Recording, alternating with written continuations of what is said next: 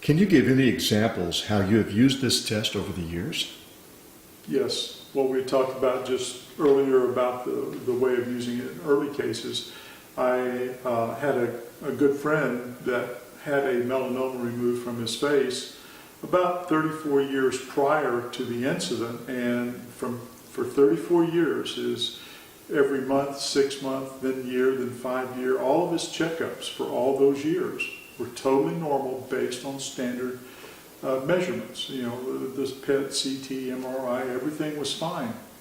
And when we started using this test 8.5 years ago, I said, would you let us go ahead and test just to see if everything is out of the bloodstream? And he's, no, I'm fine.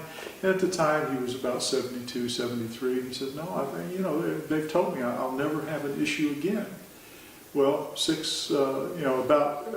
about 5 years after that, he had a seizure.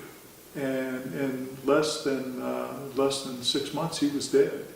And they had kept the biopsy in the files at the hospital, major hospital here in Dallas. And sure enough, when they did the new study on the tumor, it was identical to what they had seen 34 years later and had removed.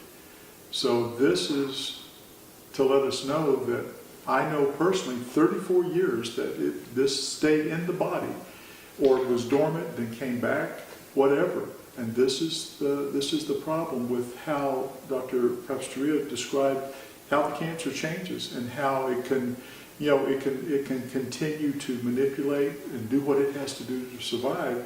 So I let people know, I know for sure 34 years it can stay in the system. And we're not sure that it's not longer. So we do have that from just one clinical incident. Excellent.